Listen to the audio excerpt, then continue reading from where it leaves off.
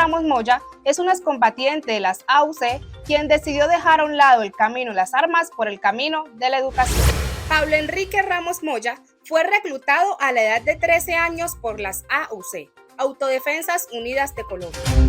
Allí fue entrenado para combatir por los ideales de la organización junto con sus otros compañeros menores de edad. En unos años logró desvincularse del grupo armado y desde allí escogió el camino de la educación para salir adelante. Ha dedicado gran parte de su vida a formarse académicamente para ser el mejor en la administración pública y así ayudar a su comunidad. Mi nombre es Pablo Ramos, del distrito de Turbo. Pablo, cuéntanos en qué barrio te criaste, dónde naciste. Nací en el año 1988, acá en el distrito de Turbo. Me crié en el barrio Monterrey número 2. ¿A qué institución educativa asististe?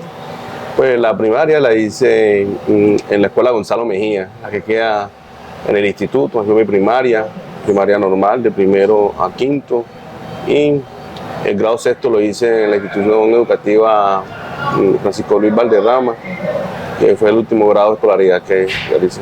¿Por qué no continuaste con tus estudios escolares? No continué con mis estudios porque una circunstancia que me pasó de la vida, que fui reclutado para la guerra, un mundo totalmente desconocido para mí, que conocí. ¿Esa situación te sucedió aquí en Turbo o en dónde? Sí, sucedió acá en el distrito de Turbo, pero prácticamente fue pues, en los lados de Necoclí, en el Totumbo. Por ahí queda la escuela de formación. Digamos que los hechos sucedieron en el Totumbo. Pablo, cuéntame, ¿cuánto tiempo estuviste reclutado? Estuve casi alrededor de 6 años en la guerra. ¿Y qué tal fue esa experiencia y a qué edad fuiste reclutado? Fui reclutado cuando tenía 12 años de edad, a cumplir 13. Un niño. Un niño que fue a la guerra a un mundo totalmente desconocido. ¿Cómo te sentiste tú sabiendo que tras ser un niño estabas ya enfrentándote a esa vida y quizás a causar cierto tipo de inconvenientes por ahí a la fuerza pública?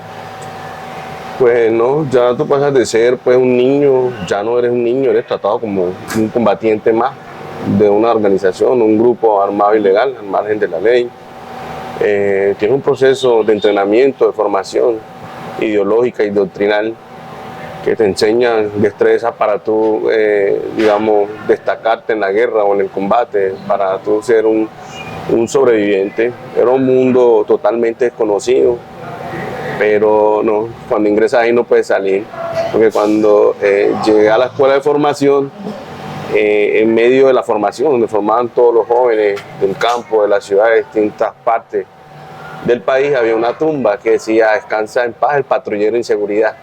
O sea, que el que en ese momento intentara escapar o irse para la casa era declarado objetivo militar y era dado de baja por estos grupos. ¿Por qué? Porque voy a decir que era algún infiltrado o que iba a dar información a la ley acerca de dónde estaban ellos haciendo el proceso de información. Entonces, el que en ese momento intentara escapar podría, digamos, ser objetivo militar o dado de baja.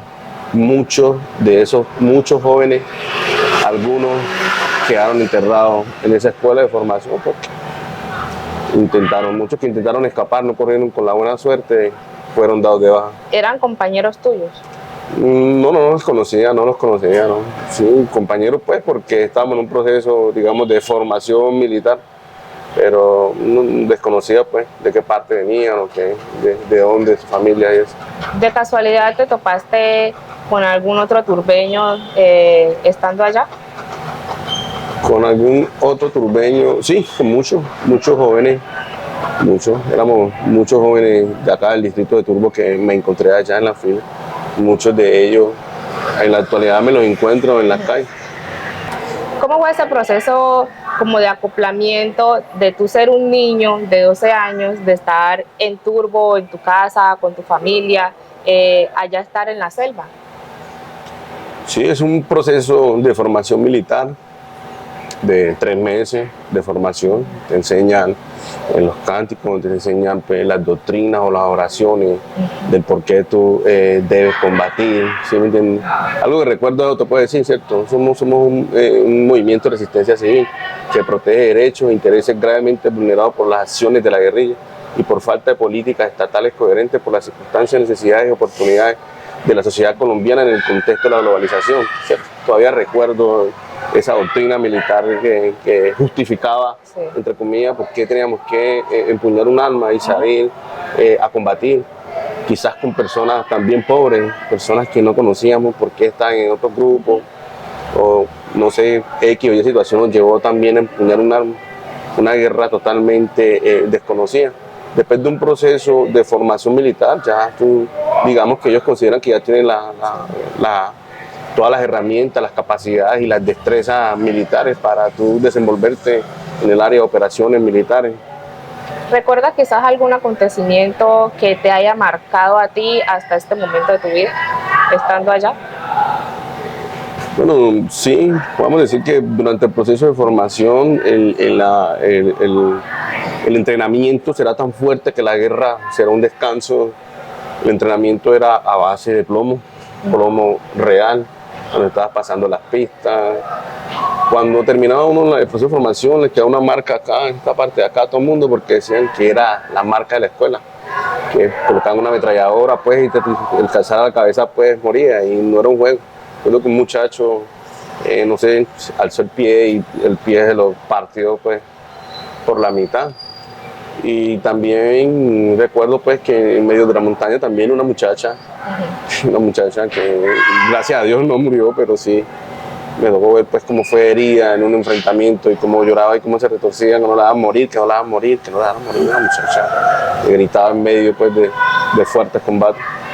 Bueno, ahora háblanos un poco sobre el proceso de desmovilización y de reincorporación a la sociedad. ¿En qué tiempo sucedió esto? ¿Cuánto tiempo tardó pues todo ese proceso?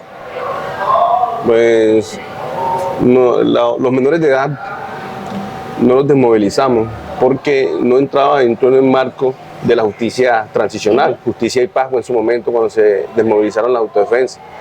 Los comandantes en su momento querían esconder que tenían menores de edad en las filas, porque eso no entraba dentro del proceso de justicia transicional. Y como eso es un delito, que lo condena el derecho internacional humanitario, querían esconder en su momento que tenían menores de edad. Entonces, ¿qué hicieron? Cuando los procesos de paz sacaron a todos los que eran en su momento todavía menores de edad y se los entregaron a sus papás, a su familia.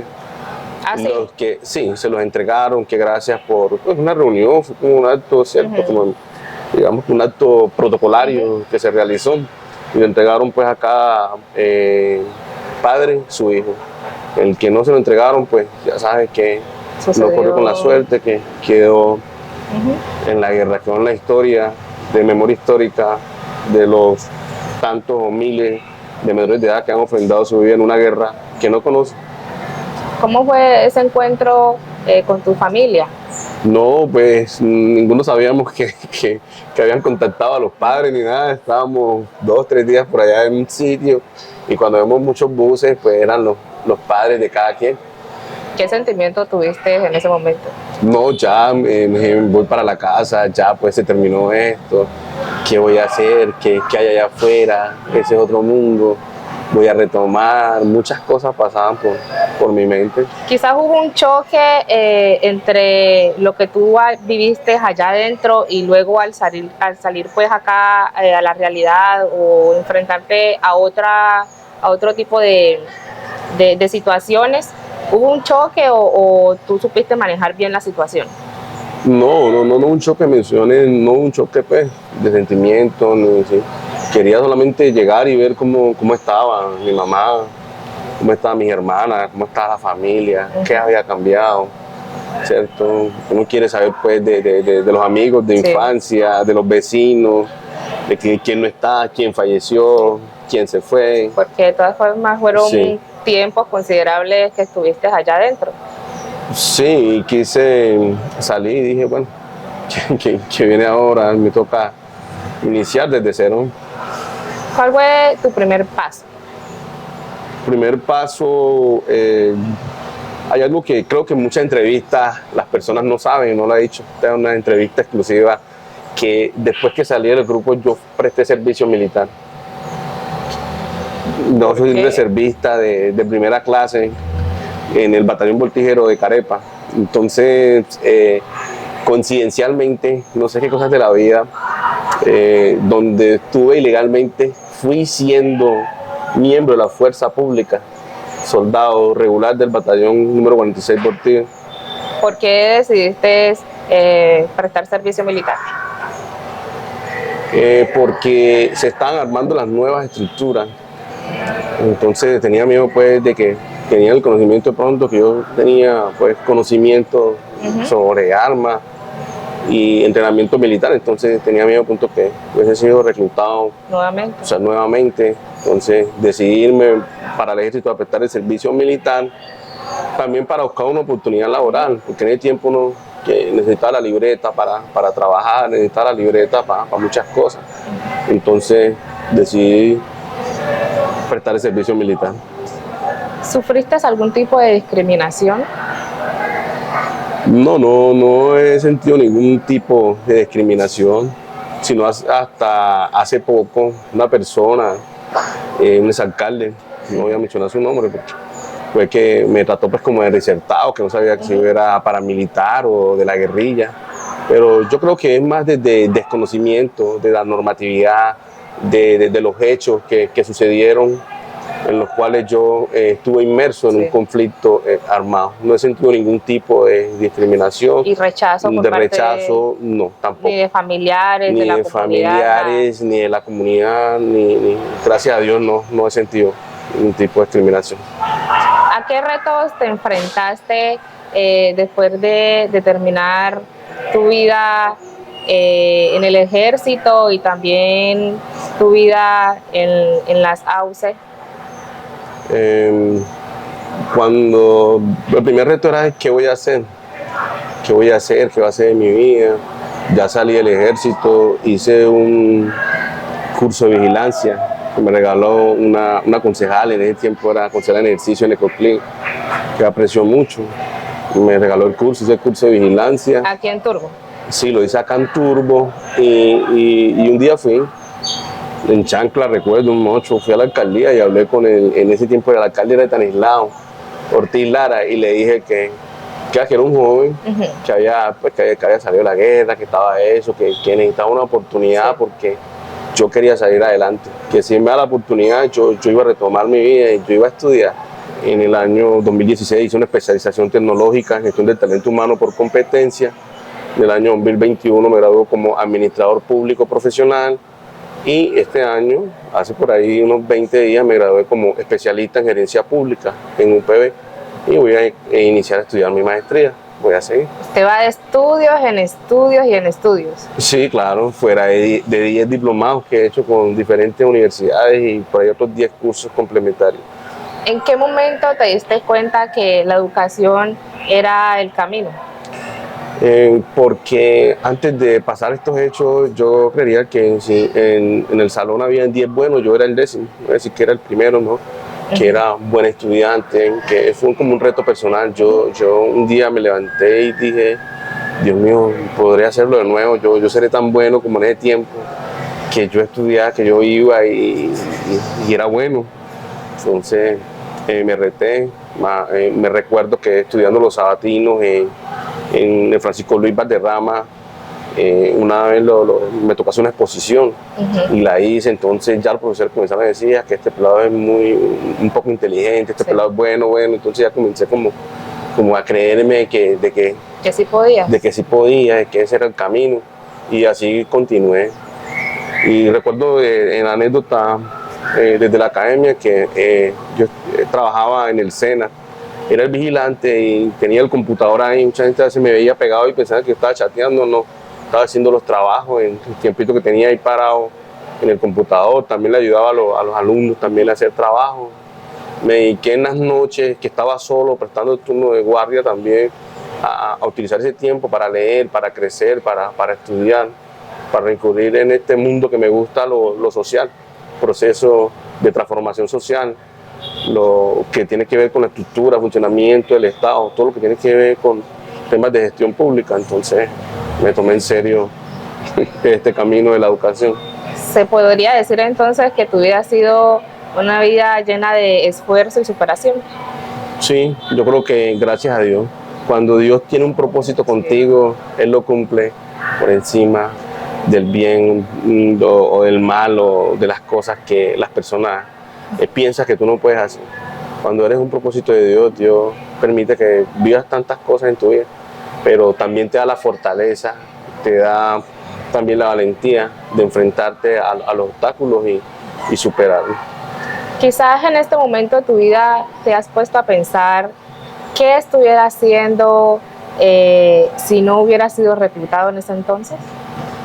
Sí, recuerdo que me gustaba mucho el derecho. Mi sueño desde niño era ser abogado, que siempre me gusta pues como el debate en conocimiento. Sí, entonces me hubiese gustado en ese tiempo. Son cosas que a veces pasan por mi mente, que hubiese pasado si no hubiese pasado eso. Pero creería que es un abogado exitoso, uno de los mejores abogados litigantes, independientes. Pero entonces, haber pasado por ese momento de tu vida, se podría decir que te sirvió para ser la persona que tú eres hoy. Sí, yo creo que no necesariamente se aprende de todo en la academia. Sí. Algo que dice que en la calle, que con tus propias experiencias, a veces es bueno aprender de la experiencia de los demás, para uno no pasar por situaciones difíciles, pero yo creo que las situaciones difíciles, las adversidades, las dificultades te preparan a ti para que vivas la vida de una manera diferente. ¿Sabes o tienes conocimiento si alguna de las personas con las cuales tú compartiste en el campo de reclutamiento siguieron tus caminos, o sea, se dedicaron a estudiar, pues cogieron el camino de la educación? En Colombia hay muchos casos exitosos del programa de reintegración, pero como me está haciendo la pregunta, que mis amigos, las personas que conozco acá en Turbo, cuando se movilizaron las primeras desmovilizaciones, ellos recibían un apoyo económico, ¿cierto? Por el ciclo, el CLEI o el grado en que ellos estuvieran. Muchos de ellos no avanzaron en el proceso de formación porque pensaron de que eso iba a ser de forma, digamos, indefinida, ¿cierto? Y no avanzaron, no se tomaron el estudio pues como en serio. Yo soy uno de esos casos. A mí me da un capital semilla cuando se culmina. A mí me dieron pues 8 millones de pesos y los utilicé en educación. Los utilicé para pagar semestre de la universidad cuando estaba haciendo mi proceso de formación profesional. ¿Sientes que fue la mejor inversión? Siento que fue la mejor inversión de mi vida, porque siempre quiero aprender más. No me he detenido, mira que hice la especialización, ya quiero hacer una maestría y no sé si termine por allá haciendo un doctorado, pero me gusta la academia, me fascina, me encanta ir y entre diversas, digamos, conocimientos, entre diversas carreras profesionales, uno aprende mucho, enriquece no solo lo humano, sino también lo técnico, para hacer los procesos, para uno identificar pues ya un lenguaje más técnico cuando las personas están hablando acerca de un tema de interés público. ¿Cómo te visionas dentro de unos 2 años? Entre unos 2 años podría ser congresista, entre unos 2 años podría ya estar terminando mi proceso de maestría. No me visiono porque de verdad no sabría en 2 años dónde estaría yo, pero seguramente voy a estar donde Dios quiere que esté. Soy un propósito de Dios y donde Él me lleva a servir, ahí voy a servir. ¿Quedaron secuelas de la guerra en tu vida? Te podría decir que sí, quedan muchas secuelas. En la actualidad me encuentro con muchos jóvenes excombatientes en las calles de Turbo. Algunos los veo con un triciclo, reciclando. Algunos podría decir que tienen problemas mentales, que están por las calles, que la gente dice, pues, digamos, en el ámbito popular, que están locos. Muchos de ellos en el mototaxismo, que han utilizado como fuente de generación de ingresos, que eso me alegra mucho, y muchos de ellos en la informalidad. muchos de ellos en la formalidad. Me duele mucho, me duele mucho. En algunos momentos he llorado, que lo he visto en la calle, he llorado porque me pasa por la mente, ese podría ser yo. Sacarse la guerra de la cabeza no es fácil, porque prácticamente a ti te preparan como una máquina de guerra, te meten un chip de la guerra, que es como un estilo de vida que ya tú adoptas, ¿cierto?